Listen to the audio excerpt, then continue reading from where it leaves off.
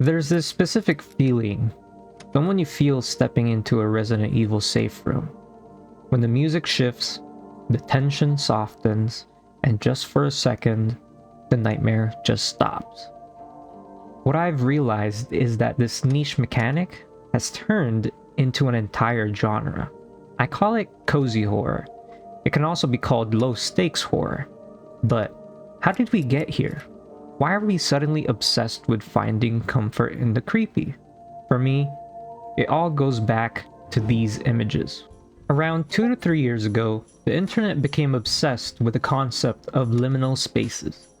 Places like the back rooms, transitional spaces that look lifeless, uncanny, but strangely familiar. I think the subgenre of cozy horror started right here. Liminal spaces evoke a feeling that is hard to put into words. It's the feeling of a place that was meant for people but is now abandoned. It's like the silence of a hallway you're only supposed to pass through, not stay in. This obsession with the uncanny paved way for a new type of game. One that doesn't just ask you to look at these empty spaces, but to experience them. And that brings us to the topic of today's video. The games that turned that uncanny feeling into something a little bit more cozy.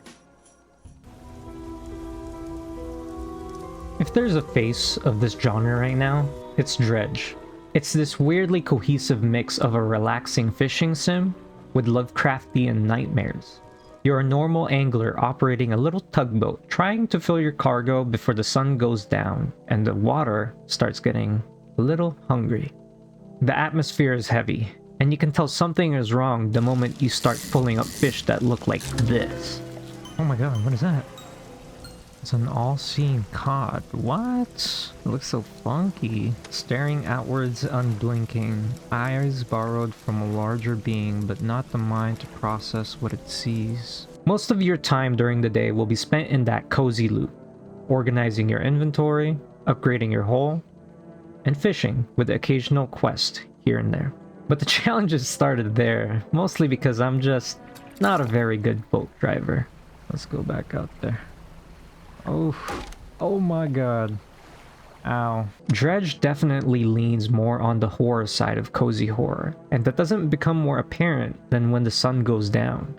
Yeah, now that I think about it, can I use my spyglass?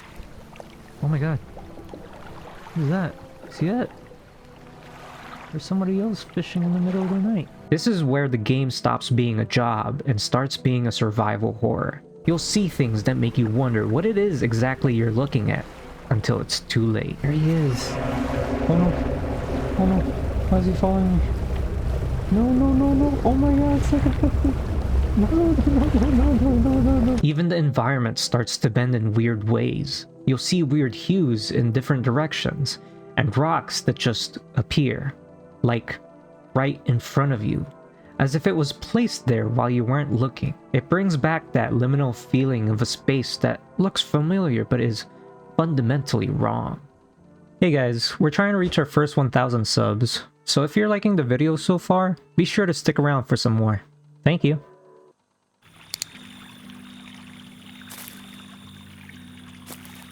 While Dredge makes you fear the dark, Creature Kitchen is the game I think of when I say there's a unique sense of comfort to be found on a stormy night.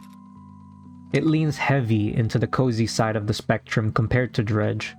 It's got the horror atmosphere, eerie lighting, and spooky sounds, but without any of the scares. It turns that cold and mysterious night into a special experience, like cooking for friends. Oh, they did. Oh my god, it's a raccoon. Let's see, you're supposed to take a picture of them. Wants 2 sandwiches. God, the sounds are like so scary. Gotta do a real flip. Oh, I did it.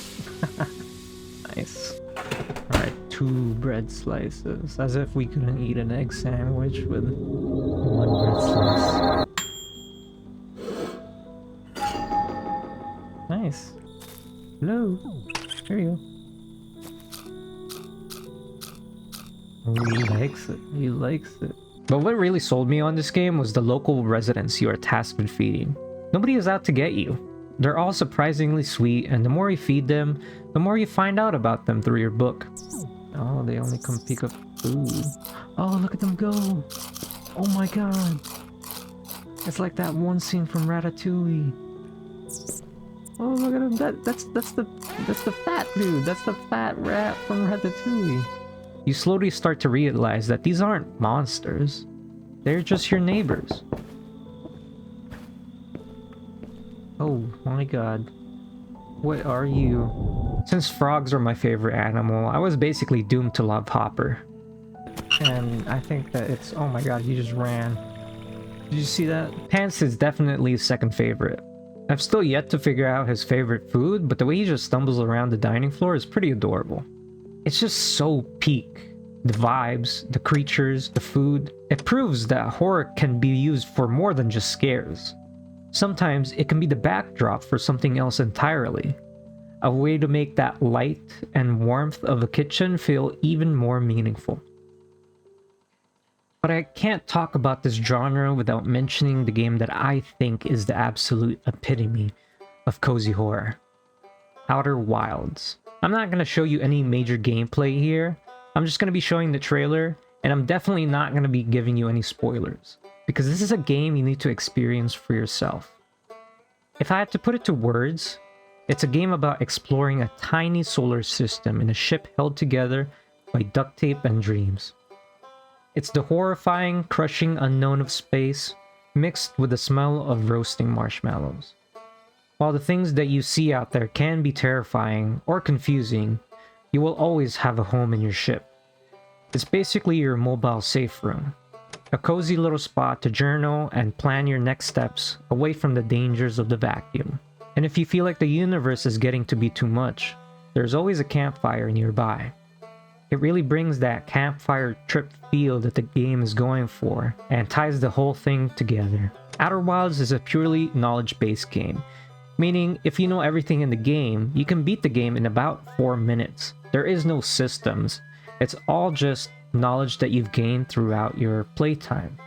It is a game that you will only ever experience once in your life. So, I urge you to give the game time to really grow on you before you decide what to do with it.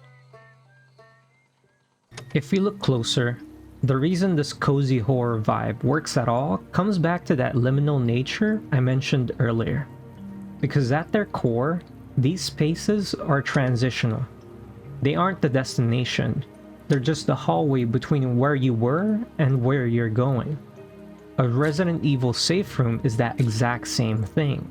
It's a vehicle. You know that no matter how much you upgrade your gear or save your progress, you eventually have to leave. You have to step back into that nightmare again.